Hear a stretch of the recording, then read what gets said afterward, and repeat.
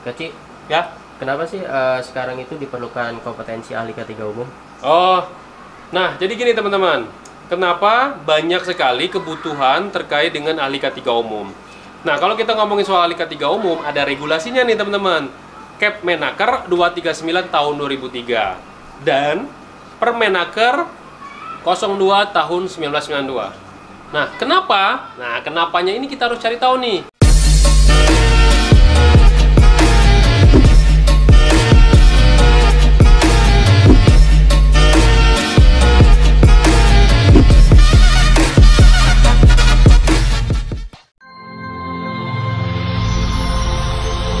Video ini dipersembahkan oleh Mediatama Academy. Training K3, langsung kerja.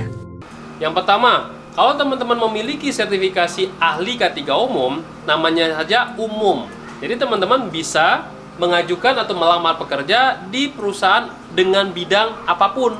Mulai dari kontraktor, tambang, minyak, gas bumi, pabrik, dan lain sebagainya. Jadi bersifat umum. Yang kedua, nah kalau misalkan teman-teman mengenal dengan istilah organisasi P2K3, Panitia Pembina Keselamatan dan Kesehatan Kerja, berdasarkan Permenaker nomor 4 tahun 87, di sana disebutkan ya, sekretaris P2K3 adalah ahli K3. Nah, yang mana ahli K3 ini tertuang di dalam Permenaker 0292 adalah ahli K3 umum. Nah, maka dari itu ahli K3 umum dibutuhkan nih. Kenapa?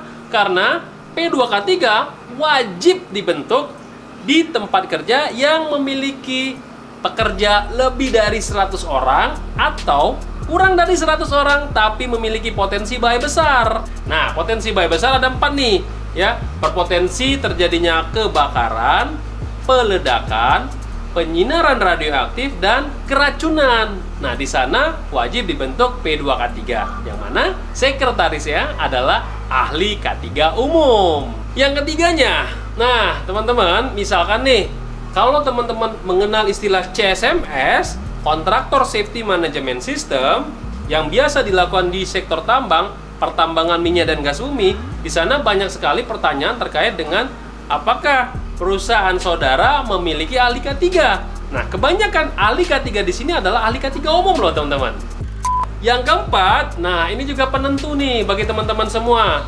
Coba teman-teman semua buka aplikasi ataupun buka info-info lowongan kerja seperti Jobstreet, JobsDB, LinkedIn, apapun itu deh, ya. Di sana kalau teman-teman melihat ada lowongan safety officer atau safety manager atau ahli K3, pasti yang diminta adalah persyaratannya harus memiliki sertifikat ahli K3 umum. Nah, disitulah teman-teman ya, kenapa ahli K3 umum itu penting buat teman-teman semua. Yang kelima, kenapa harus ahli K3 umum? Karena bisa semua bidang. Ya, teman-teman dari ekonomi boleh ikut ahli K3 umum. Teman-teman dari perbankan boleh ikut ahli K3 umum. Teman-teman dari penerbangan bisa juga ikut ahli K3 umum. Jadi ahli K3 umum itu bersifat general. Jadi bisa semua bidang, semua jurusan. Bahkan teman saya seorang IT sekarang jadi safety manager. Kenapa? Karena diperbolehkan di bidang K3 untuk semua jurusan asalkan memiliki kompetensi dan pengalaman. Aduh, pegal deh ya. Nah, jadi teman-teman semua, mau tunggu sampai kapan teman-teman semua tidak memiliki sertifikat? Ya, segera teman-teman semua ambil sertifikasi ahli K3 umum supaya teman-teman semua bisa bersaing di dunia kerja, khususnya di bidang K3. Oke, itulah kenapa orang ataupun kita harus memiliki sertifikat ahli K3 umum. Ya, jadi kalau misalkan teman-teman semua merasa video ini adalah video yang menarik, silakan di-share ke temennya.